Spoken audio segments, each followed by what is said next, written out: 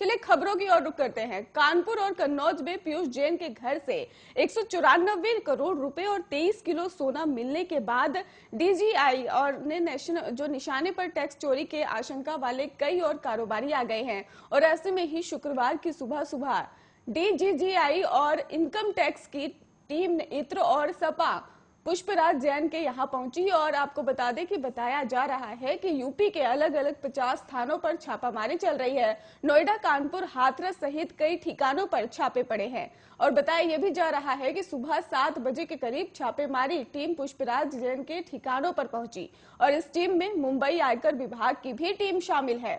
Media reports की माने तो करीब 150 अधिकारी अलग अलग 50 ठिकानों पर छापा मार रहे हैं और छापेमारी में क्या क्या मिल रहा है और इसकी जानकारी अभी तक नहीं मिल पा सकी है। और शुरुआती जानकारी में टैक्स चोरी के आरोप में ये छापेमारी करने की बात कही जा रही है। और पुष्पराज जैन के अलावा आयकर विभाग की टीम कन्नौज के एक और इत्र कारोबारी मोहम्मद याकूब के यहाँ भी छापेमारी कर रही है और अन्य इत्र कारोबारी मलिक मियां के यहाँ भी छापेमारी की खबर सामने आ रही है। कन्नौज में मलिक मियां की गिनती बड़े इत्र कारोबारियों में होती है।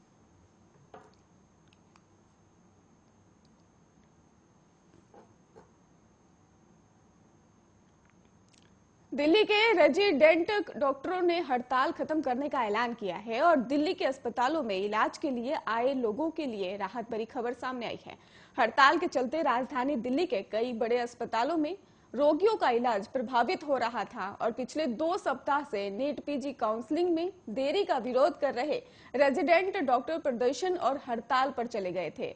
फोर्डा के ही प्रेसिडेंट डॉक्टर मनीष ने बताया है कि ज्वाइंट सीपी के ही साथ बीती रात उनकी एक मीटिंग हुई और इस दौरान बताया गया कि आईटीओ प्रोटेस्ट को लेकर भी डॉक्टर के खिलाफ एफआईआर को वापस लेने की प्रक्रिया शुरू की गई है। और ऐसे में आज 12 बजे दोपहर के बाद हम अपनी हड़ताल समाप्त कर रहे हैं। और साथ ही डॉक्टर मनीष ने कहा कि मरीज पहले से ही परेशान हैं और कई सर्जरी टल गई है और इस हालात को देखते हुए आज 12 बजे ही दोपहर में हम हड़ताल खत्म कर रहे हैं। दिल्ली में कोरोना और ओमिक्रॉन वेरिएंट के मामले बढ़ने के बाद टेंशन थोड़ी बढ़ गई है और मरीज रोज बढ़ रहे हैं और ऐसे में ही अस्पतालों में डॉक्टरों की कमी से चिंता और ज्यादा बढ़ गई है। दरअसल नीट पीजी 2021 काउंसलिंग में ही देरी का विरोध कर रहे दिल्ली के रेजिडेंट डॉक्टरों का विरोध प्रदर्शन को आज 15 दिन हो गए थे। पूर्व की यूपीए सरकार में कृषि मंत्री रहे 81 साल के एनसीपी चीफ शरद पवार ने ही प्रधानमंत्री नरेंद्र मोदी की तारीफ की है। आपको बता दें कि बुधवार को एक कार्यक्रम में राष्ट्रवादी कांग्रेस पार्टी के मुखिया ने कहा कि प्रधानमंत्री नरेंद्र मोदी प्रशासन पर अच्छी पकड़ है और यही उनका मजबूत पक्ष है। पवार ने इसके अलावा कई अन्य मुद्दों पर अपनी राय रखी। शरद पवार ने प्रधानमंत्री नरेंद्र मोदी के कामकाज की शैली की प्रशंसा करते हुए कहा कि एक बार जब वो कोई कार्य करते हैं तो वो उसे पूरा करना सुनिश्चित करते हैं। पवार ने कहा कि मोदी बहुत प्रयास करते हैं कि काम पूरा करने के लिए पर्याप्त समय देते हैं। उन्होंने कहा कि मोदी का स्वभाव ऐसा है कि एक बार जब वो किसी भी कार्य को हाथ में लेते हैं तो वो ये सुनिश्चित करेंगे कि जब तक वो कार्य अपने निष्कर्ष पर नहीं पहुंच जाता है तब तक वो नहीं रुकेगा। पवार ने कहा कि पीएम इस बात पर जोर देते हैं कि उनकी सरकार की नीतियों के प्रभावी कार्यान्वयन और सुनिश्चित करने के लिए भी प्रशासन और उनके सहयोगी एक साथ कैसे आ सकते हैं। मोदी के पास अपने सहयोगियों को साथ ले जाने का एक अलग तरीका है और वो शैली मनमोहन सिंह जैसे पूर्व प्रधानमंत्री में भी नहीं थी।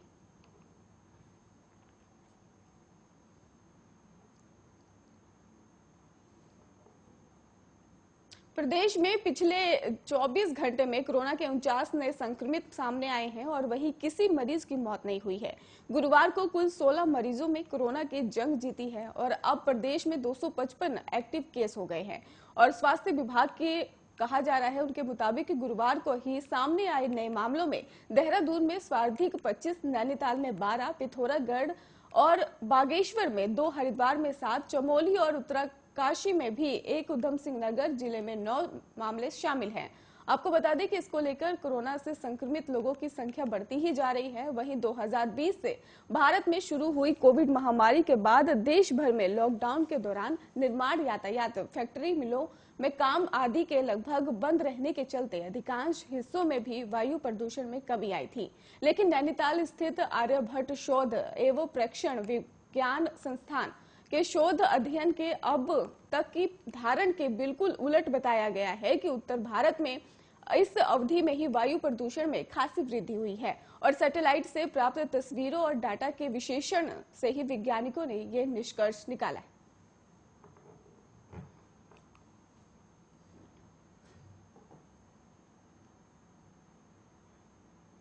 चट्टान टूटने से उग्रम हेलंग मोटर मार्ग का करीब 20 मीटर हिस्सा पूरी तरह से ध्वस्त हो गया और इससे घाटी में घूमने पहुंचे 250 से अधिक पर्यटक फंस भी गए हैं और साथ ही करीब 13 गांवों का अन्य क्षेत्रों से संपर्क कट गया है।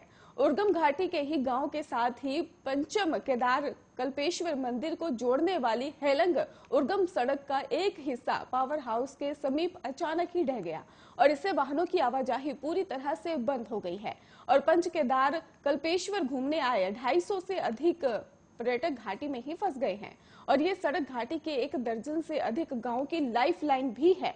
मार्ग बंद होने से इन गांव के लोगों के लिए ही परेशानी खड़ी हो गई है और इनमें पंच केदार के कल्पेश्वर और ध्यान बद्री मंदिर के अलावा ढुमक और कलगोठ, किमाड़ा, पल्ला, जखोला और उर्गम, लियारी, थेड़ा और कई जगह पर जो है जैसे कि गवाड़ा और अरोसी, देवग्राम सहित अन्य गांव शामिल हैं। देवग्राम के प्रधान देवेंद्र सिंह रावत ने बताया है कि सड़क टूटने की सूचना आपदा कंट्रोल रूम और तहसील प्रशासन को दे दी गई है। उन्होंने जनप्रतिनिधियों से भी सड़क को बनवाने की मांग की है और पूर्व ग्राम प्रधान लक्ष्मण सिंह नेगी ने बताया कि घाटी में 250 से अधिक पर्यटक घूमने आए हुए हैं और सड़क टूटने से पर्यटक भी फंस गए हैं। तहसीलदार जोशीमठ प्रदीप नेगी ने यह भी जानकारी सामने रखी है कि सड़क को सुचारू करने के लिए संबंधित विभाग को अवगत करा दिया गया है। भारत बायोटेक ने गुरुवार को बताया कि उनकी कोरोना वैक्सीन ट्रायल में ही 2 से 18 साल के बच्चों के लिए सुरक्षित, अच्छी तरह से सहन करने योग्य और इम्यूनिटीज को है और कंपनी ने यह भी बताया है कि वैक्सीन दूसरे और तीसरे चरण की स्टडी में ये बात सामने आई है। भारत बायोटेक ने ही बताया कि कंपनी ने दूसरे और तीसरे फेज में ओपन लेवल पर कई केंद्रों पर ट्रायल किया था और इसमें 2 से 18 आयु वर्ग के स्वस्थ बच्चों पर कोवैक्सीन की सुरक्षा, प्रतिक्रिया और परीक्षण क्षमता के लिए ट्रायल किया गया था। भारत बायोटेक के एमडी और चेयरमैन कृष्ण एल्ला ने बताया है कि बच्चों में कोवैक्सीन के ट्रायल के नतीजे बहुत ही उत्साहजनक हैं और बच्चों में वैक्सीन से सुरक्षा काफी अहम है।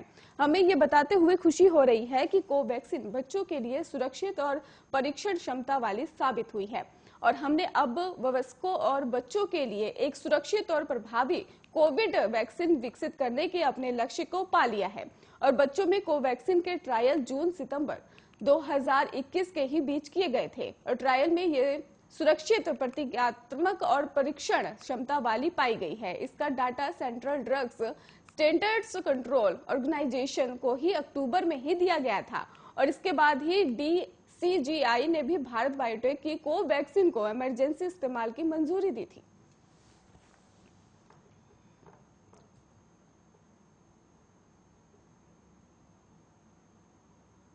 देहरादून पुलिस ने नए साल के पूर्व संध्या के लिए यातायात प्लान जारी कर दिया है और पिछले दिनों क्रिसमस के ही मौके पर यातायात प्लान के बावजूद लोगों के जाम से जूझना पड़ा था। हालांकि इस बार प्लान थोड़ा सा हटकर है। पुलिस का दावा है कि ट्रैफिक जाम ना लगे, इसके लिए भी ये विशेष प्लान तैयार किया गया है, लेकिन प्लान कितना कारगर रहेगा ये 31 दिसंबर की शाम को ही पता चल सकेगा। दूसरे शहरों में आने वाले वाहनों में भी देहरादून का ट्रैफिक प्रभावित ना हो, इसका विशेष ध्यान रखा जा रहा है और आपको बता दें कि बाहर से आने वाले यातायात को शहर से बाहर के रास्ते निकालने की भी योजना है।